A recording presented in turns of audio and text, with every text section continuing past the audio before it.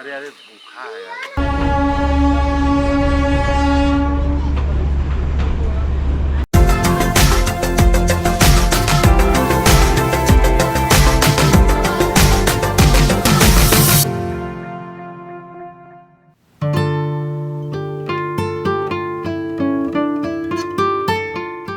Hi, എൻ്റെ പുതിയൊരു വീഡിയോയിലേക്ക് സ്വാഗതം. ഇന്നലെ വൈകിയാണ് സിക്കിമിലെ പെല്ലിങ്ങിൽ നിന്നും ഡാർജിലിംഗിൽ എത്തിച്ചേർന്നത്. ഇന്നൊരു ദിവസം കൊണ്ട് ഡാർജിലിംഗിലെ പ്രധാന കാഴ്ചകളെല്ലാം കണ്ടു തീർക്കണം. നാളെ രാവിലെ NJPയിലേക്ക് മടങ്ങിപ്പോകണം. ഡാർജിലിംഗ് എന്ന് പറയുമ്പോൾ എല്ലാ സന്ദർശകരുടെയും മനസ്സിൽ ആദ്യം ഓടിയെത്തുന്നത് ടൈഗർ ഹില്ലാണ്. അതിരാവിലെ 4:30 മണിക്ക് തന്നെ ഞങ്ങൾ പുറപ്പെട്ടു. ഡാർജിലിംഗിൽ മഴ പെയ്യുകയാണ്. രാവിലെ നല്ല തണുപ്പും മൂടൽമഞ്ഞുമുണ്ട്.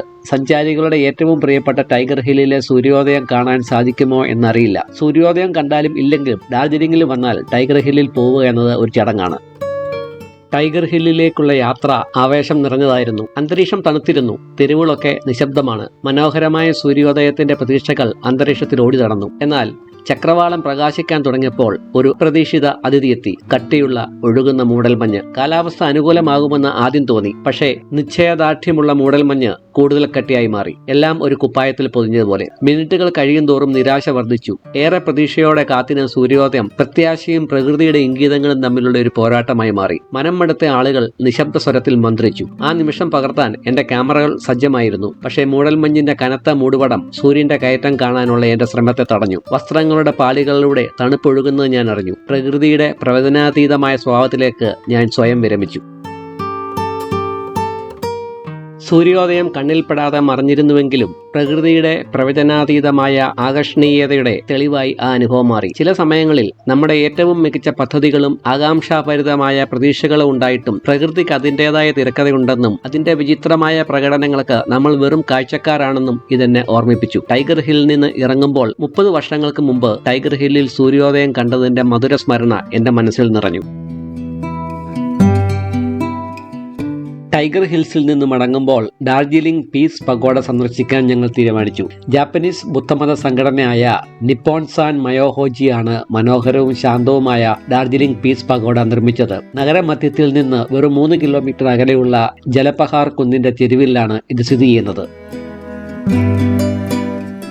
M. ഓഖ രൂപകൽപ്പന ചെയ്ത പഗോഡയുടെ തറക്കല്ലിടൽ 1972 നവംബറിൽ നിപ്പോൺസൻ മയോഹോജിയുടെ സ്ഥാപകനായ നിജിദാറ്റ്സു ഫുജി നിർവഹിച്ചു. 36 മാസം എടുത്ത് നിർമ്മാണം പൂർത്തിയാക്കിയ ഇതിന്റെ ഉദ്ഘാടനം 1992 നവംബർ 1 മൈത്രേയ ബുദ്ധൻ ഉൾപ്പെടെ ബുദ്ധന്റെ 4 അവതാരങ്ങൾ ഇവിടെയുണ്ട്. ഈ ക്ഷേത്രത്തിൽ കരുണയുടെ ദൈവമായ കണ്ണന്റെ പ്രതിമയും ഓരോ മണിക്കൂറിലും മുഴങ്ങുന്ന മണിയുമുണ്ട്. പഗോഡയുടെ ഉയരം 94 അടിയും വ്യാസം 75 അടിയുമാണ്.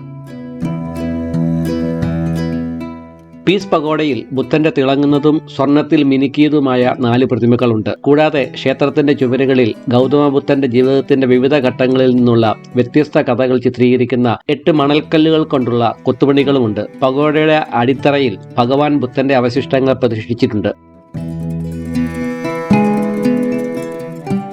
ഹിരോഷിമയിലെയും നാഗസാക്കിയിലെയും ബോംബാക്രമണത്തിന് ശേഷമാണ് ലോകത്തിന് സമാധാനത്തിനുള്ള സന്ദേശം നൽകുന്നതിനായി പീസ് പഗോഡ നിർമ്മിച്ചത്. ലോകത്തെമ്പാടുമുള്ള ആളുകളെ സ്വാഗതം ചെയ്യുകയും മതസമത്വത്തിന്റെയും സൗഹാർദ്ദത്തിന്റെയും സന്ദേശം പ്രചരിപ്പിക്കുകയും ചെയ്യുക എന്നതാണ് പ്രധാന ലക്ഷ്യം.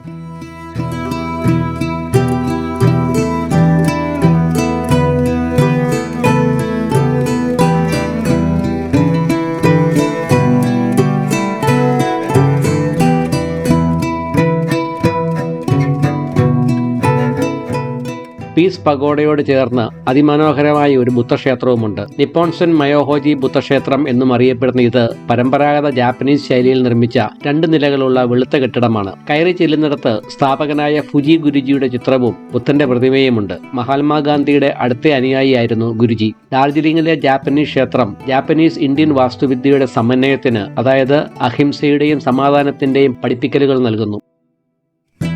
തടിപ്പടികൾ കയറി നടന്നാൽ വലിയ പൂജാമുറിയിലെത്തും. പ്രാർത്ഥനാ സമയം രാവിലെയും വൈകുന്നേരവും 4:30 മുതൽ 6 മണി വരെയാണ്. പ്രാർത്ഥനാ സമയത്ത് ഒരു ഗുരുജി വലിയ ഡ്രം അടിച്ച് പ്രാർത്ഥന അർപ്പിക്കുന്നത് നിങ്ങൾക്ക് കാണാം. ഇവിടുത്തെ ദൈനംദിന പ്രാർത്ഥനകളിൽ നിങ്ങൾക്കും പങ്കുചേരാനും ഡ്രം അടിക്കാനും ദൈവിക സമാധാനം അനുഭവിച്ച് ആത്മപരിശോധന നടത്താനും കഴിയും.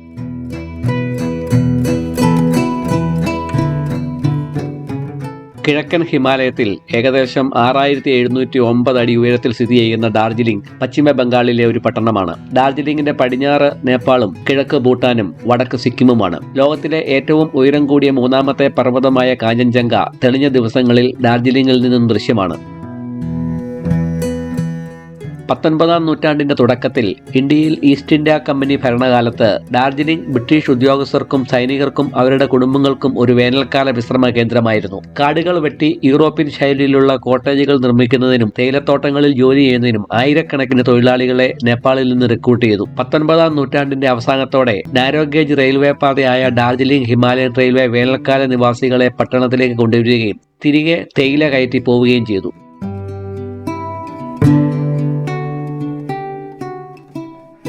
അന്ന് ജോലി ചെയ്തിരുന്ന സ്വദേശികളുടെയും കുടിയേറ്റ തൊഴിലാളികളുടെയും പിൻഗാമികളാണ് ഇന്ന് ഡാർജിലിംഗിലെ ജനസംഖ്യ. നേപ്പാളികൾ ഭൂരിപക്ഷമുള്ള സിക്കിം സംസ്ഥാനത്തിന്റെ രൂപീകരണം നേപ്പാളി ഔദ്യോഗിക ഭാഷയായി അംഗീകരിക്കാതിരുന്നത്, അയൽ രാജ്യമായ ആസാമിന്റെ ചില ഭാഗങ്ങൾക്ക് സംസ്ഥാന പദവി നൽകിയത് തുടങ്ങിയവ ഗൂർഖകൾക്കിടയിൽ തീവ്രവാദ മനോഭാവം സൃഷ്ടിക്കുകയും ഗൂർഖ നാഷണൽ ലിബറേഷൻ ഫ്രണ്ട് രൂപീകരിക്കുന്നതിലേക്ക് നയിക്കുകയും ചെയ്തു. പ്രക്ഷോഭം പലപ്പോഴും ആക്രമാസക്തമായ പ്രതിഷേധത്തിനും വഴക്കിനും കാരണമായി. 1992-ൽ ഫെഡറൽ തലത്തിൽ നേപ്പാളി ഭാഷ ഔദ്യോഗികമായി അംഗീകരിക്കപ്പെട്ടെങ്കിലും പ്രത്യേക സംസ്ഥാനത്തിന്റെ പ്രശ്നം നീണ്ടുനിന്നു. 2008-ൽ പുതിയ സംസ്ഥാനത്തിനായുള്ള പ്രക്ഷോഭം വീണ്ടും പൊട്ടിപ്പുറപ്പെട്ടു. തുടർന്ന് പശ്ചിമ ബംഗാൾ സംസ്ഥാനത്തിനുള്ളിൽ പരിമിതമായ സ്വയം ഭരണാധികാരമുള്ള തെരഞ്ഞെടുക്കപ്പെട്ട ഗൂർഖാലാൻഡ് ടെറിട്ടോറിയൽ അഡ്മിനിസ്ട്രേഷൻ ഉൾപ്പെടുന്ന ഒരു ഉടമ്പടി 2011 ജൂലൈയിൽ ഒപ്പുവെച്ചു. 1850 ജൂലൈയിൽ സ്ഥാപിതമായ ഡാർജിലിംഗ് മുനിസിപ്പാലിറ്റി ഇന്ത്യയിലെ തന്നെ ഏറ്റവും പഴക്കം ചെന്ന ഒന്നാണ്.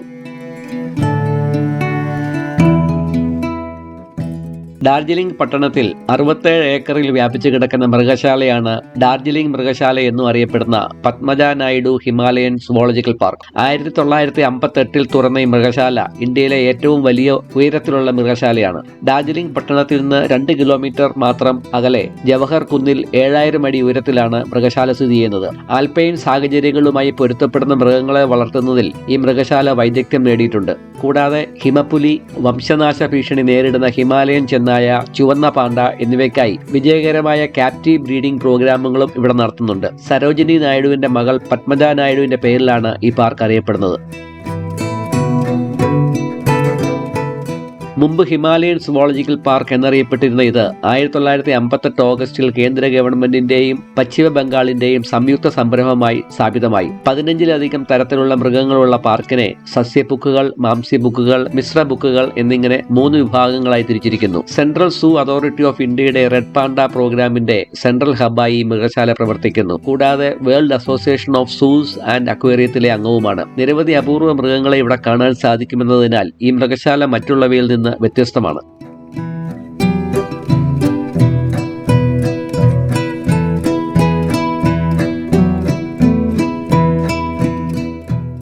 ഹിമാലയൻ മൗണ്ടനറിംഗ് ഇൻസ്റ്റിറ്റ്യൂട്ടും ഇതേ സമുച്ചയത്തിലാണ് സ്ഥിതി ചെയ്യുന്നത്. ഇന്ത്യയിൽ ഒരു സംഘടിത കായിക വിനോദമെന്ന നിലയിൽ പർവ്വതാരോഹണത്തെ പ്രോത്സാഹിപ്പിക്കുന്നതിനായി 1954 നവംബറിലാണ് ഇൻസ്റ്റിറ്റ്യൂട്ട് സ്ഥാപിതമായത്. ഇവിടുത്തെ ഫീൽഡ് ട്രെയിനിങ്ങിന്റെ ആദ്യത്തെ ഡയറക്ടർ ടെൻസിംഗ് നോർഗെ ആയിരുന്നു. ഇൻസ്റ്റിറ്റ്യൂട്ട് പതിവായി അഡ്വഞ്ചർ, ബേസിക്, അഡ്വാൻസ് തുടങ്ങിയ പർവ്വതാരോഹണ കോഴ്സുകൾ നടത്തുന്നുണ്ട്. ഇവ വളരെ സമഗ്രമായ കോഴ്സുകളാണ്. ഒരു കായിക വിനോദമെന്ന നിലയിൽ പർവ്വതാരോഹണം പ്രോത്സാഹിപ്പിക്കുന്നതിന് ഉയർന്ന സബ്സിഡിയും നൽകുന്നു.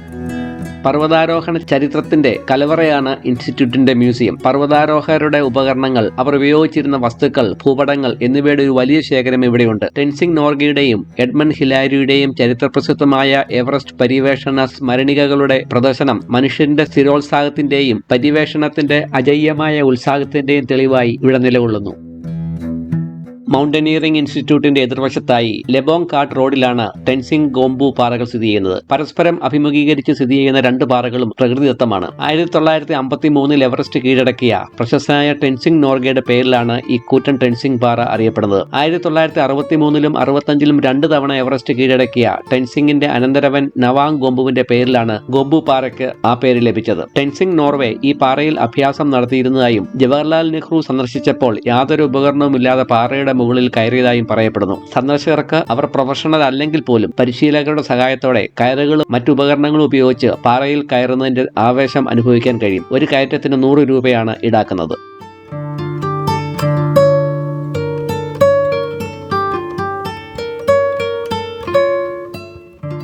ചായകളുടെ ഷാമ്പെയിൻ എന്ന് വിളിക്കുന്ന ഡാർജിലിംഗിൽ ഉൽപ്പാദിപ്പിക്കുന്ന തേയില അതിൻ്റേത് മാത്രമായ സ്വാദും മണവും കൊണ്ട് ലോകമെമ്പാടും വളരെയധികം ഇഷ്ടപ്പെടുന്ന ഒന്നാണ്. ഡാർജിലിംഗ് സന്ദർശിക്കുന്ന എല്ലാവരെയും വാഹനത്തിന്റെ ഡ്രൈവർമാർ കൊണ്ടുപോകുന്ന ഒരു സ്ഥലമാണ് ടീ ഗാർഡൻസ്. എന്നാൽ ഇതൊരു ബിസിനസ് ആണ് എന്നതാണ് സത്യം. തേയിലത്തോട്ടത്തിന്റെ നടുവിൽ നിർത്തി ഫോട്ടോ എടുക്കുകയും ഗുണമേന്മയില്ലാത്ത ചായപ്പൊടി വാങ്ങിപ്പിക്കുകയും ഒക്കെയാണ് ഇവിടെ നടക്കുന്നത്. ചായപ്പൊടി വാങ്ങണമെങ്കിൽ അംഗീകരിക്കപ്പെട്ട ഔട്ട്ലെറ്റുകളിൽ നിന്ന് മാത്രം വാങ്ങുക.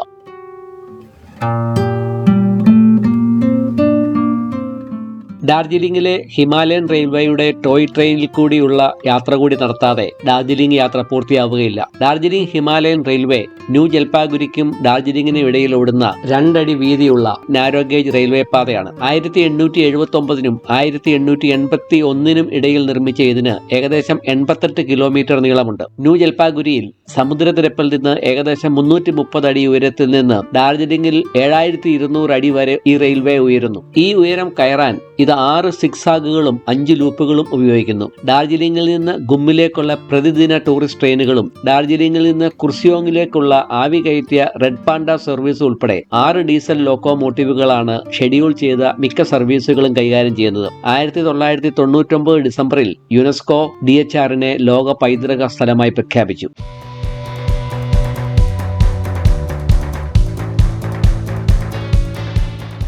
ഡാർജിലിംഗിലെ മലയോര പ്രദേശങ്ങളെ ഇന്ത്യയുടെ മറ്റു ഭാഗങ്ങളുമായി ബന്ധിപ്പിക്കുന്നതിന് ഒരു ഗതാഗത സംവിധാനത്തിന്റെ ആവശ്യകതയാണ് ഇതിന്റെ തുടക്കം. 1879 ഗിലൻഡേഴ്സ് ആർബുത്നോട്ട് ആൻഡ് കമ്പനി റെയിൽവേ ലൈൻ നിർമ്മിക്കാൻ വാടകയ്ക്കെടുക്കുകയും 1880 മാർച്ചോടെ ട്രാക്ക് സ്ഥാപിക്കുകയും ചെയ്തു. പരുക്കൻ ഭൂപ്രകൃതിയും വഴിയിൽ നേരിട്ട നിരവധി തടസ്സങ്ങളും കാരണം ഇത് പൂർത്തിയാക്കാൻ ഏകദേശം 2 ദശകങ്ങളെടുത്തു. യാത്രക്കാരെയും ചരക്കുകളും കുത്തനെയുള്ള ചെരുവുകളിൽ എത്തിക്കുന്നതിന് ഗ്ലാസ്ഗോയിലെ സ്റ്റുവാർട്ട് ആൻഡ് കമ്പനി എന്നിവർ രൂപകൽപ്പന ചെയ്ത നീരാവിയിൽ പ്രവർത്തിക്കുന്ന ലോക്കോമോട്ടീവുകൾ അത്യന്താപേക്ഷിതമായിരുന്നു. സവിശേഷതയ്ക്കും മനോഹാരിതയ്ക്കും പേരുകേട്ട ഈ വിന്റേജ് എഞ്ചിനുകൾ ഹിമാലയത്തിന്റെ അതിശയകരമായ കാഴ്ചകളിലൂടെ വിനോദസഞ്ചാരികൾക്ക് ഗൃഹാതുരമായ യാത്ര വാഗ്ദാനം ചെയ്തുകൊണ്ട് ഇന്നും പ്രവർത്തിക്കുന്നു. 1951 ഈ റെയിൽവേ ഇന്ത്യൻ സർക്കാർ വാങ്ങുകയും ഇന്ത്യൻ റെയിൽവേയെ ലയിപ്പിക്കുകയും ചെയ്തു. മുമ്പ് ഇത് കൈകാര്യം ചെയ്തിരുന്നത് അസാം റെയിൽവേ ആയിരുന്നു.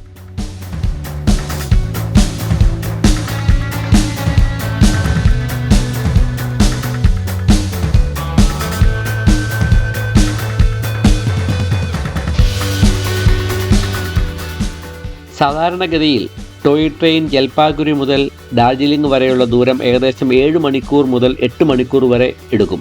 എന്നിരുന്നാലും ഇത് കാലാവസ്ഥാ സാഹചര്യങ്ങൾ, ലാൻഡ് സ്ലൈഡുകൾ, ട്രാക്ക് അറ്റകുറ്റപ്പണികൾ എന്നിവ ഉൾപ്പെടെ നിരവധി ഘടകങ്ങളെ ആശ്രയിച്ചിരിക്കുന്നു. സന്ദർശകർക്കായി ഡാർജിലിംഗിൽ നിന്ന് 7407 അടി ഉയരത്തിൽ സ്ഥിതി ചെയ്യുന്ന ഇന്ത്യയിലെ ഏറ്റവും ഉയരം കൂടിയ റെയിൽവേ സ്റ്റേഷനായ ഗുമിലേക്ക് ചെറിയ ടൂറിസ്റ്റ് റെയിൽ യാത്രകൾ റെയിൽവേ നടത്തുന്നുണ്ട്. ഈ ട്രെയിനുകളുടെ കപ്പാസിറ്റി കുറവായതിനാലും ഈ യാത്രയ്ക്ക് ആവശ്യക്കാർ കൂടുതലായതിനാലും നിങ്ങളുടെ യാത്രയ്ക്ക് മുമ്പ് തന്നെ സീറ്റുകൾ റിസർവ് ചെയ്യുന്നതാണ് നല്ലത്.